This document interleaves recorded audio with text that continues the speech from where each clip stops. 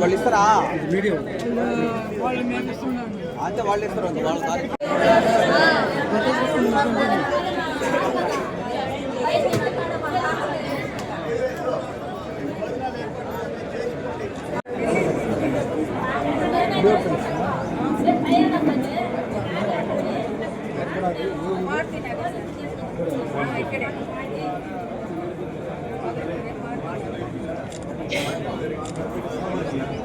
గిరిజనులకు సంబంధించి ప్లస్ ఎంఆర్ఓలు ఎండిఓలతో ఆ రోజు మనకు వచ్చిన ఫిర్యాదులు ఎన్ని పరిష్కారం చేశాం గిరిజనుల విషయం అని చెప్పి సమీక్ష చేశాం.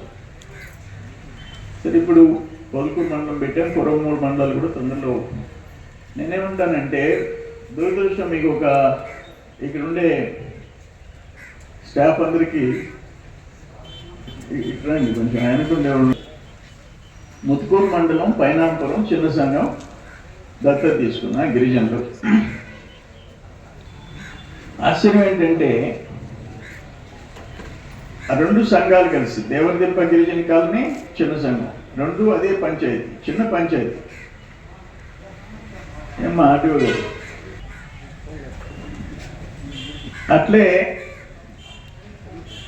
30 రేషన్ కార్డులు లేవు,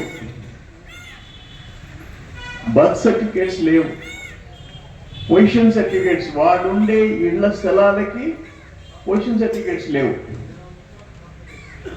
క్యాస్ట్ సర్టిఫికేట్ లేవు, రేషన్ కార్డ్స్ లేవు. రేషన్ కార్డ్స్ 30 మందికి, అర్హత ఉండి వయసు వచ్చి 18 మందికి పెన్షన్స్ లేవు. దాంట్లో కానీ 100 ఏళ్ళ మంది తీసుకొస్తామన్నా తీసుకురండి అన్న. ఆ వయసు 100 ఏళ్ళు, భర్త లేడు, పిల్లలు లేరు, ఒంటరిగా ఉంది, పింఛన్ లేదు. తీసుకున్న ఫోటోలు కూడా పెట్టాను నేను, గ్రూప్స్లో పెట్టుంటారు. 11 మంది సచివాలయం సిబ్బంది 1వ తేదీ జీతం తీసుకుంటున్నారు. పంచాయతీ సెక్రటరీ గారు జీతం తీసుకుంటున్నాడు, ఆయన ఇంకో క్లర్క్ తీసుకుంటున్నాడు, ఎండిఓ ఆఫీస్, ఎంఆర్ఓ ఆఫీస్. దేనికి? ఇంతకంటే ఇంకా ఘోరం ఇంకోటి ఉంది. ఏముంది? 18 మందికి తలా 4,000 రూపాయలు పింఛన్ రాకుండా, రేషన్ కార్డు 30 మందికి లేకుండా, రేషన్ తెచ్చుకునే దానికి లేకుండా, ఇళ్ల స్థలాలకి గుడిసెలు వేసుకొని ఏం చేస్తున్నాం మనం అని. నేను లాస్ట్ టైం పోయేసి వచ్చిన తర్వాత ఆధార్ కార్డులు ఇచ్చారు.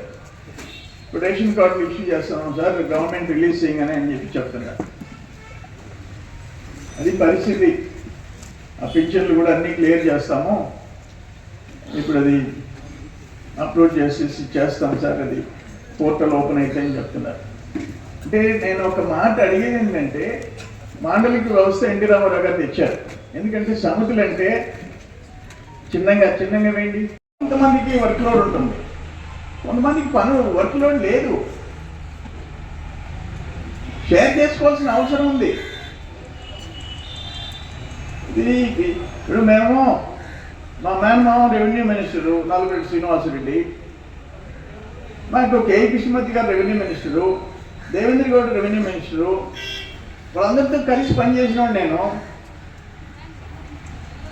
3 సార్లు మంత్రిగా ఉన్నా, ఉమ్మడి రాష్ట్రంలో మంత్రిగా ఉన్నా, ఆదిలాబాద్కి ఇన్ఛార్జ్ మినిస్టర్గా ఉన్నా, శ్రీకాకుళంకి ఇన్ఛార్జ్ మినిస్టర్గా ఉన్నా, రంగారెడ్డికి ఇన్ఛార్జ్ మినిస్టర్గా ఉన్నా, కడపకే ఇన్ఛార్జ్ మినిస్టర్గా ఉన్నా. నేను ఎప్పుడు చూడలే ఇటువంటి దారుణాలు ఎప్పుడు చూడలే.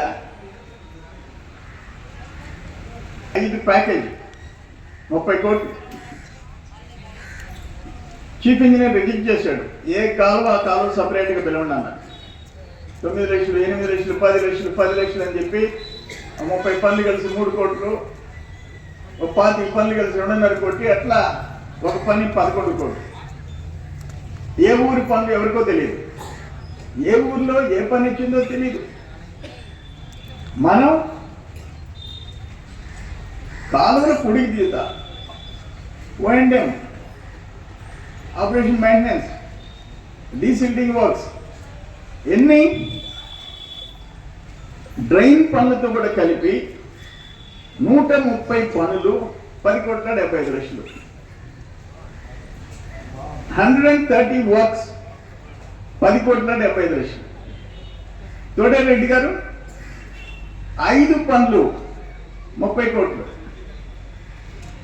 అక్కడ రెండో పంట ఈ పూడికి తీక 30 టీమ్స్లు బురదలో కలిసిపోతే 3 లక్షల ఎకరాలు మొదటి పంట. బీడు 3 లక్షల ఎకరాలు, ఉత్తర కాలువ, దక్షిణ కాలువ, కావలి కాలువ, తెలుగు కింద గూడూరు డివిజన్ ఒక పంట పండించుకోలేక ఒక 2 ఎకరాల రైతు, ఆ 2 ఎకరాల్లో 2 పాతికలు 50,000 వస్తే ఆ భార్య బిడ్డలు కలలు కంటుంటారు. బీడు ఎందుకంటే ఒక బకెట్, ఒక పార, ఒక కొడవలి పని జరగల. అయితే ఒకటేంటంటే తెలంగాణలో ఎవరు ఎన్ని మంచి పనులు ప్రభుత్వం చేసినా ఒక చిన్న తప్పు జరిగితే తిరగబడతారు, రోడ్డు మీదకి వస్తారు. మనకి అలవాటు లేదు. మనకి గొంతెత్తి ఏం చేసేవాయా, కాలువ పని చేయకుండా డబ్బులెట్టే బిల్ చేశారని అడిగే దమ్ము మనకి లేదు. దురదృష్టం. నేను నోరు పారేసుకోవాల్సిందే. ఒక్క రైతు రోడ్డు మీదకి రాడు.